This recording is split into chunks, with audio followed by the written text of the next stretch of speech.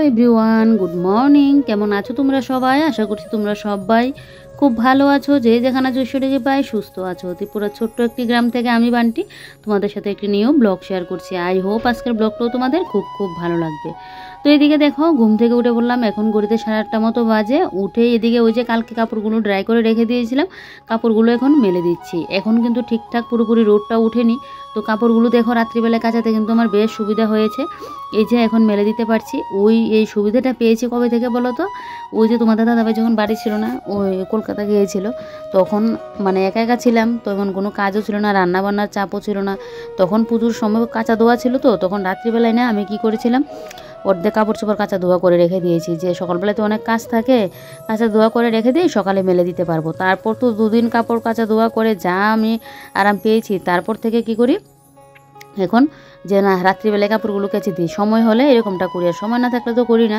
তো কাঁচা ধোয়া করাতে দেখো সুবিধা হয়েছে, এক্ষুনি কিন্তু কাপড়গুলো আমি মেলে দিতে পারলাম। না হলে তো উঠে কাপড়গুলো কাঁচা ধোয়া করে এখনও একটু সময় যেত, আর এগুলোকে মেলে দিতেও এত কম সময়ে কিন্তু পারতাম না, আর পরে কিন্তু আমাকে এগুলো মেলতে হতো। তো যাক, সকাল সকাল মেলে দিতে পারলাম। সকালেরও দিয়ে কিন্তু একদম শুকিয়ে যাবে। গরমকালে তো কবার কাপড় ধুয়ে যে কাপড় শুকানো যাবে, শীতকালে বাপরে বাপ কাপড় মানে শুকানো বড় মানে দায় হয়ে যায়, ভালো করে যেন রোদটা লাগতেই চায় না। আর এদিকে কিন্তু আমার শাশুড়ি মার স্নান পুজো সব কিছু কমপ্লিট। আর তোমাদের দাদাভাইকে কালকে বলেছিলাম যেন আজকে আমাকে সকাল সকাল ডাক দিয়ে দিই, মানে সকাল সকাল বলতে 5টার সময় না, তবে ওই যে লেট করে যে কালকে ঘুমিয়েছিলাম, এই মানে আমাকে ডাক দিয়ে নিয়ে এরকম যেন না করে। তো ওই যে আজকে ডাক দিতে হয়নি, আমি মানে উঠে গেছি। কালকে যেন জানি না কেন জানি ঘুমটা এভাবে লেগেছিল, কিছুই বলে উঠতে পারছিলাম না। তো এদিকে দেখো ওই জায়গা হচ্ছিল না, তাই আমার শাশুড়ি মায়ের কাপড়টা ওই তারটার মধ্যে দিলাম, দিয়ে আমার সবগুলো কাপড় মেলে দিয়ে এই যে এখন কলকেটটা নিয়ে নিচ্ছে। এই কলকেটটা না বেশ ভালো মনে হচ্ছে, কারণ এটা দিয়ে ব্রাশ করার পর থেকে না আমার দাঁতের যে একটা মানে মাড়িটা ফুলে ফুলে থাকতো, তারপর হালকা একটু ব্যথা ব্যথা লাগতো, এটা যেন কমে গেছে। তারপরেও কন্টিনিউ করে যাচ্ছি। এখন যদি আবার অফ করে দিলে, যদি মানে ব্রাশটা করা যদি আমি মানে ইয়েটা করে দিই, কলকেটটা দিয়ে যদি ব্রাশটা না করে আবার যদি হয়, তাই জন্য কন্টিনিউ কিন্তু করছি।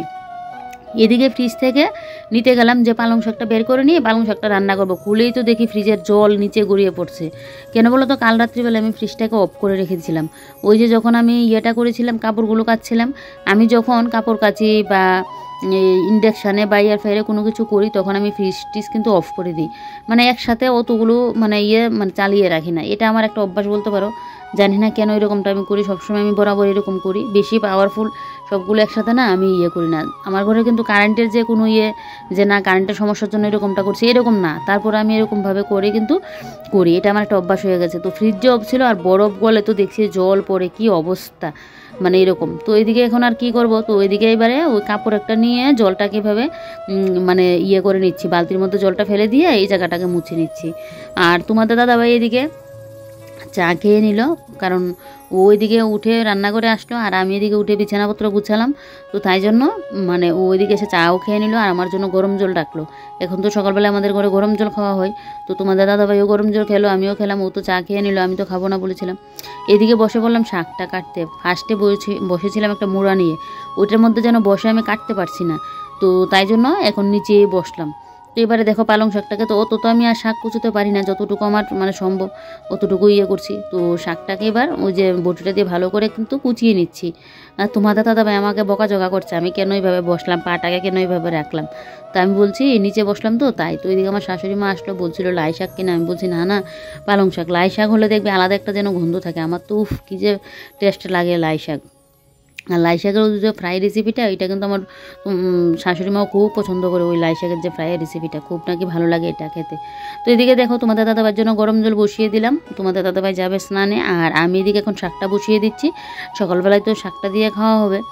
আর শাক সবজি দেখবে শীতকালেই যায়, শীতকালেও অনেক রকমের শাক টাক পাওয়া যায়, আর শাক হতে কিন্তু বেশিক্ষণ সময় লাগে না। দেখবে কতগুলো শাক দেখা যাচ্ছে, দেখবে হয়ে যাবে কতটুকু।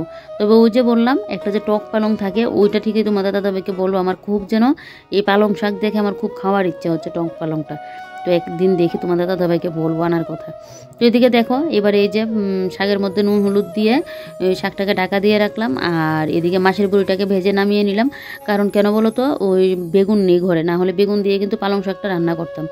আর এদিকে দেখো মশলাদানি যা আছে, মশলাদানির উপরে জল পড়েছে, ওই একটা বাটি রাখতে গিয়ে উপরে জল ছিল আর জল পড়েছে, তো তাই জন্য মশলাদানিটাকে মুছে দিচ্ছি, না হলে মশলাদানিটা আমার আজকে না মুছলেও হতো। তো এদিকে দেখো এবারে মশলাদানিটাকে পুরোটাকে মুছে ওই সাইডটা দিয়ে রেখে দেবো। যেহেতু ইন্ডাকশানটা এখানে রাখলাম তাই জন্য অসুবিধাটা হচ্ছে, না হলে এটার নিচে তো আমি ইয়েটা রাখতাম, এই কী যেন বলে আমার মিক্সার গ্রাইন্ডারটা, তাহলে আর মানে অসুবিধাও হতো না।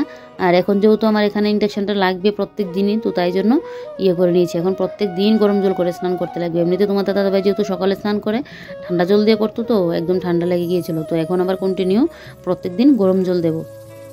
আজকে 2-3 দিন যাবতে গরম জল দিয়ে কিন্তু স্নানটা করছে। আমার তো ঠান্ডা লাগার সমস্যা, ওই হাত ব্যথা শুরু হয়ে যায়। তো এদিকে দেখো এখানে যা রান্নাঘরের মোছামাছির কাপড়গুলোকে এই ইয়েটার মধ্যে রেখে দিয়েছি, গুছিয়ে গাছিয়ে রেখে এদিকে আমার হাতাগুন্তি রাখার যে ঝুড়ি না কি বলবো এটাকে, তো এটাকে মুছে পরিষ্কার করে নিয়েছি। কদিন বাদে তোমরা এই ব্লগগুলো পেতে গেলে অবশ্যই আমার চ্যানেলটাকে মানে সাবস্ক্রাইব করে রেখে দিও, তাহলে পাবে। কদিন বাদে 2টা জিনিস আমি অর্ডার করে দিয়েছি, মনে হচ্ছে একটা আজকে চলে আসবে আর একটা মনে হয় 2-3 দিন বাদে আসবে।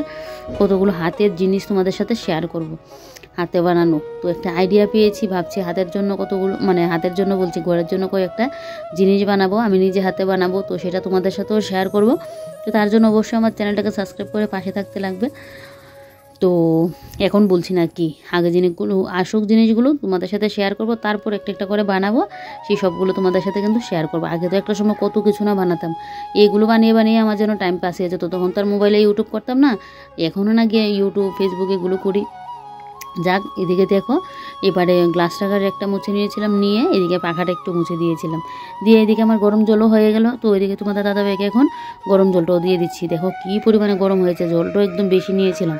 এত বেশি জল নিলে না রিক্স হয়ে পড়ে, কিন্তু ওই যে হাতে না পড়ে যায় গরম জল, তাই। তো এদিকে তোমাদের দাদাভাইকে এখন গরম জলটা দিয়ে দিলাম এখানে। ও ওইদিকে স্নানটা করে আসুক, আর এদিকে আমার শাকটাও কিন্তু হয়েই গেছে, শাকটা মোটামুটি আর একটুখানি হলে নামিয়ে নেবো। আর এদিকে আমি এখন ঘরটা মুছে নিচ্ছি, এই যে দেখো পাখাটা চালিয়ে দেবো একটু বাদে, আগে ঘরটা মুছে নিই। ঘরটা মুছতে মুছতে তোমাদের দাদাভাই স্নান করে আস্তে আস্তে এদিকে আমার ঘর মুছা হয়ে যাবে, আর এদিকে শাকও হয়ে যাবে, তাহলে ওকে খেতে দিয়ে দিতে পারবো। আর আমি ততক্ষণে ওই যে ফিল্টারের নিচে বালতিটার মধ্যে ফেনাল জল নিয়ে নিয়েছি, এটার মধ্যে করে মুছি। রান্নাঘরটা মুছতে গেলে না আমার ওই বড়ো বালতির মানে জল না হলেও হয়, এই ছোটো বালতির এটা দিয়ে কিন্তু হয়ে যায়। আর ঘরের ডাস্টবিনগুলো পরিষ্কার করা হয়ে গেছে। আজকে আমার তেমন রান্নাবান্না করতে লাগবে না, কারণ কালকের হাঁসের মাংস রয়েছে, আর এদিক দিয়ে এই পালং শাকও করেছি। তো এটা দিয়ে আমাদের সকাল দুপুর রাত্রিবেলায় মনে হচ্ছে হয়ে যাবে। রাত্রিবেলায় কোনো কিছু লাগলে তো করব, না হলে করতে হবে না, মনে হচ্ছে না করতে হবে, কারণ মাংস বেশি রয়েছে। কারণ পুরোপুরি মাংসটাই রান্না করা মানে হয়ে গেছে, ও যে আলাদা করে ফ্রিজে রাখা ওইটা কিন্তু রাখিনি। তো এদিকে দেখো এবার এই যে পুরো রান্নাঘরটা মুছে নিচ্ছি, রান্নাঘরটা যেন বেশিই পড়েছে, তো তাই জন্য রান্নাঘরটা মুছে দিচ্ছি পুরোটাই। তো শীতকাল হলে যেন ঘরদোর শুকাতে চায় না, যতই পাখা চালিয়ে রাখি না কেন তারপরেও যেন ঘরটা শুকাতে চায় না। আর গরমকাল হলে দেখবে চটপট করে যেন ঘরদোর মানে শুকিয়ে যায়। তো এদিকে দেখো এবারে রান্নাঘর আমার কিন্তু মোছামুছি হয়ে গেছে। তো তোমাদের দাদাভাইও চলে আসলো, তো ওইদিকে এসে এখন মানে ড্রেস করতে করতে আমার এদিকে এই জায়গাটাকে মুছে ওর জন্য আগে খাবারটা আমি নিয়ে নেব, তারপর বসবো আমি খাওয়া দাওয়া করতে। ও খাওয়া দাওয়া করে যাক তারপর। তো এদিকে দেখো ওই যে এই রান্নাঘর আমার মোছা হয়ে গেছে।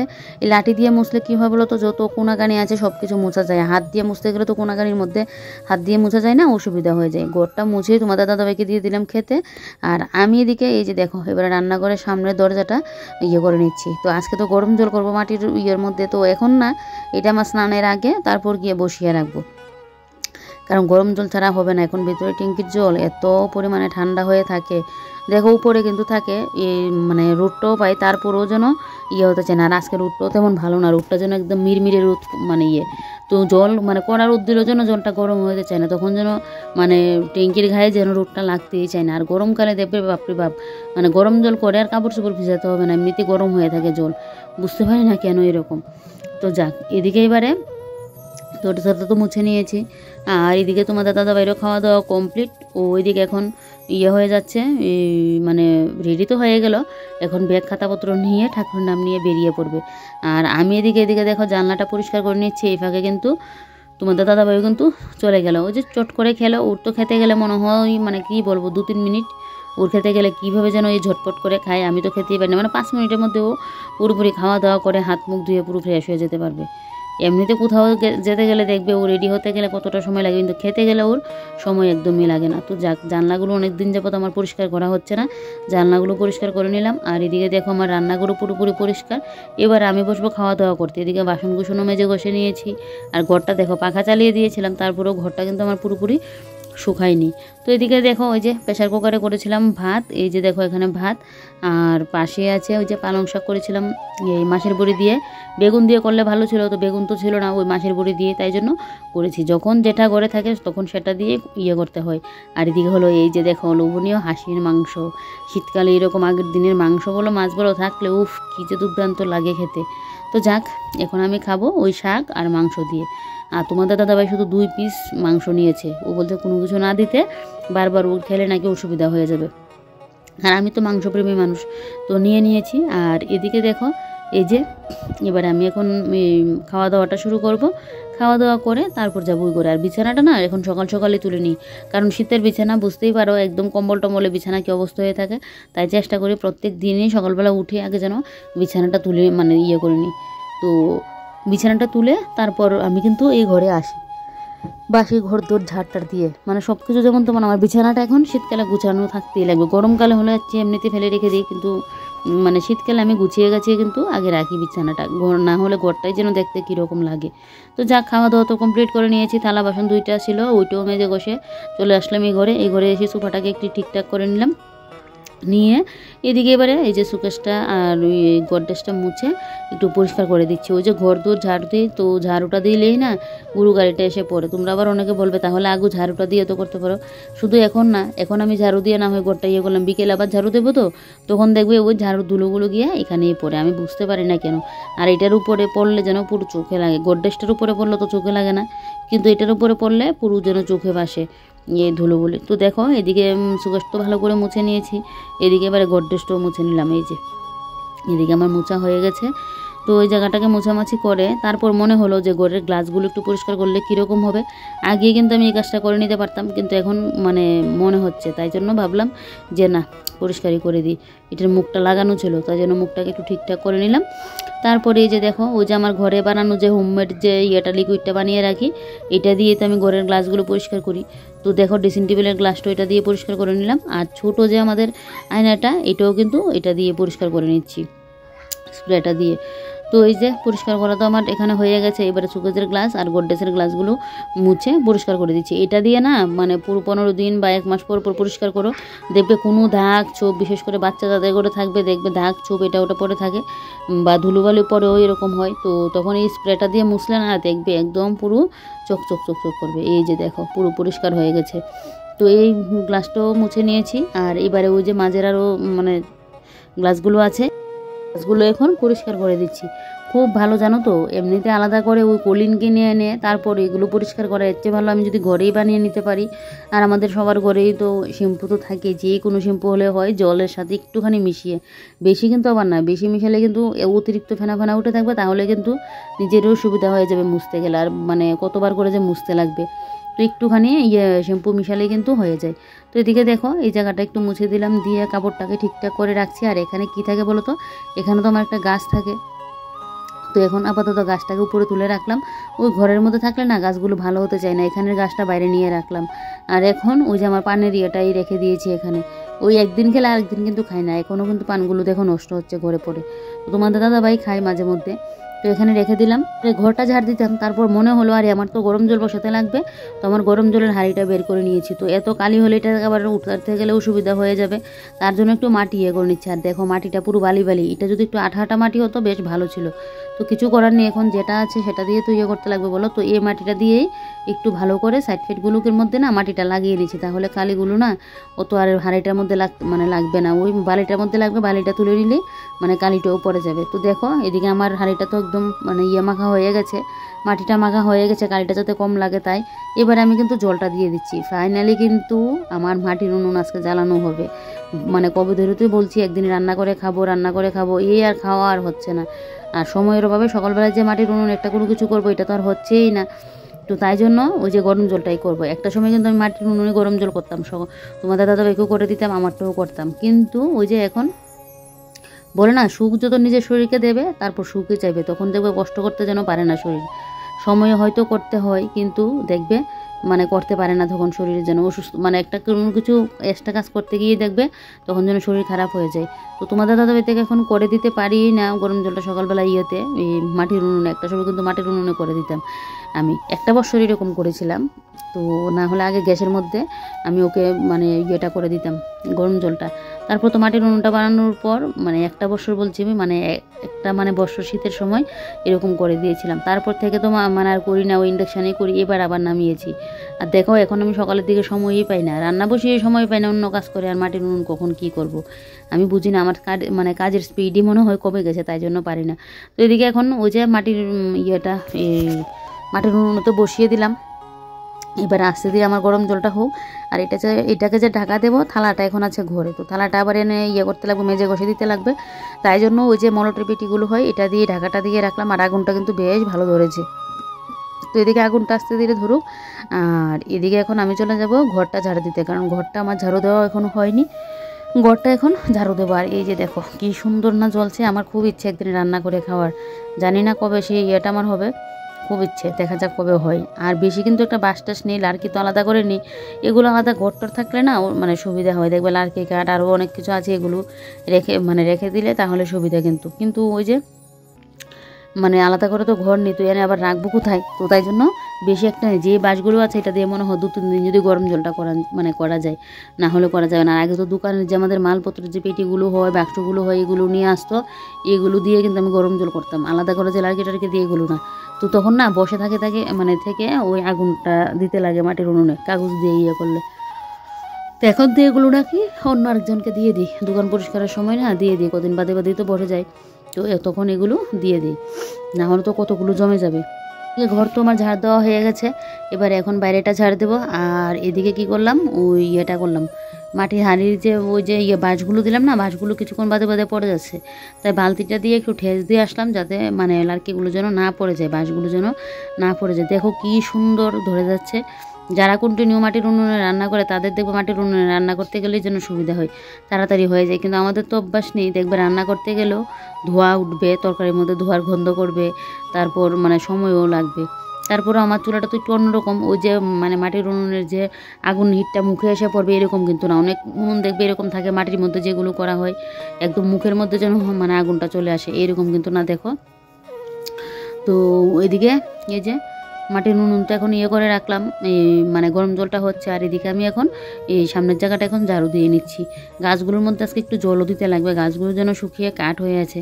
সেদিন তো ওই জলটা দিয়েছিলাম যে খুলবে যেন জলটা, আজকে এমনিতে একটু জল দিতে লাগবে। তো এখন তো আর জল দেবো না, বিকেলের দিকে জল দেবো। আর এই বছরে জানো তো কী যেন হয়েছে, গাঁদা ফুলগুলো যেন ফুল ফুটতেই চাইছে না, ফুটছে মানে আস্তে ধীরে করে ফুটছে, গাছগুলো যেন কীরকম হয়ে আছে। অন্য সময় খুব সুন্দর করে কিন্তু সবার বাড়িতে দেখি গাঁদা ফুল খুব সুন্দর করে ফুটে, এই বছর আমার চোখে পড়ছেই না এরকম। তো এদিকে দেখো এবারে ওই যে এই 2 জোড়া জুতা বাইরে পড়ে আছে, তো এগুলোকে এখন ধুয়ে রেখে দেবো রোদে দিয়ে। মানে এগুলো তোলা জুতো না, এগুলো তো আমি দোকানে পরে গেলে যাই, দোকানে গেলে। আর ওই যে মানে ওই জুতোগুলো দেখছো, তোমাদের দাদাভাই তো এখন জুতো পরে যাচ্ছে, যেহেতু এখন শীতকাল ঠান্ডা পড়ে গেছে, তো এই জুতোগুলো আর পরে না। তো তাই জন্য ভাবছি এই জুতোগুলোকে ধুয়ে তুলে রেখে দেবো। তোমাদের দাদাভাই যেহেতু এখন জুতো পরে যাচ্ছে দোকানে, তো শুধু বাইরে ফেলে রেখে তো লাভ নেই, রোদ তারপর বৃষ্টি কখন আসবে, রোদ তারপরে আরও জুতোগুলো আমার নষ্ট হবে। তো তাই জন্য ভাবলাম যে না ধুয়েই দিই। তো এদিকে দেখো এবারে জুতোগুলো তো এখন ভালো করে একদম পরিষ্কার করে নিচ্ছি। ব্রাশ আনিনি, ও যে রান্নাঘরের আমার ইয়েটা ছিল, এটা পুরনো তো, এটা দিয়ে তাই জন্য আমি পরিষ্কার করে নিচ্ছি। রান্নাঘরের জন্য আলাদা নতুন একটা আবার নামিয়ে নেব, তো এটা পুরনো বলে এটাই নিয়েছি, একটুখানি টুকরো ছিঁড়ে, আর বাদ বাকিটা ফেলেই দিয়েছিলাম কারণ ওইটা লাগবে না। তো এদিকে দেখো এবারে এই যে ভালো করে হ্যান্ড শাওয়ারটা দিয়ে যেন পরিষ্কার করতে পারছি না জুতোগুলোকে, তাই জন্য আবার ওই যে উপরের টেপটা ছেড়ে দিয়েছি, এটা দিয়ে এবারে ভালো করে জুতোগুলোকে পরিষ্কার করে নেবো। তারপর এগুলোকে একটু রোদে দিয়ে দেবো, এগুলো শুকাতে গেলে তার সময় লাগবে না, জুতো এখন ধুয়ে রোদে শুকাতে গেলে ব্যাপার আছে, দেখবে 3-4 দিন লাগবে, যা পরিমাণে হালকা রোদ দেই না, এই রোদে তো জুতো ধোয়া অনেকটা কষ্ট। তো যাক, এদিকে আমার জুতো তো ধোয়া হয়ে গেছে, এগুলোকে এখন বাইরে এনে দিয়ে দেবো। আর এদিকে তো এখন ঘরে কোনো কাজ বাজ নেই, এখন সোজা চলে যাবো আমি স্নান। এদিকে আমার জলটাও হয়ে গেল, তারপর টুক করে স্নান করেও চলে আসলাম। এই যে দেখো আমার পুজো দেওয়া হয়ে গেছে, তবে আমাদের এখানে এখন কারেন্ট নেই, বুঝতে পারছি না কেন কারেন্ট চলে গেলো আবার। তো আমার মোবাইলও বেশি চার্জ নেই, এদিকে মোবাইলটা আবার চার্জও বসাতে লাগবে। তো যাক, এদিকে দেখো আমি তো পুজো দিয়ে নিলাম, আর শীতকাল ফুল তো নেই, তাই জন্য শ্রী ঠাকুরকে ফুল দিতে হয় এখন। তারপর এদিকে দেখো ওই যে সকালের কাপড়গুলো করেছিলাম, কাপড়গুলো আমার শুকিয়ে গেছে। এবারে কাপড়গুলোকে গুছিয়ে গুছিয়ে জায়গা মতো রাখবো, তারপর গিয়ে রেস্ট করব। এখন তো তেমন কোনো কাজ নেই, তোমাদের দাদাভাই আসলে তারপর খাওয়া দাওয়াটা করবো। তো দেখা যাক ও কী বলে, যদি বলে আবার খাবারটা পাঠিয়ে দেওয়ার জন্য তাহলে তো আবার পাঠিয়ে দিতে লাগবে। তো চলো আজকের ব্লগটা এখানে শেষ করি। তোমরা সবাই ভালো থেকো, সুস্থ থেকো, সাবধানে থেকো। নেক্সট ব্লগে দেখা হচ্ছে।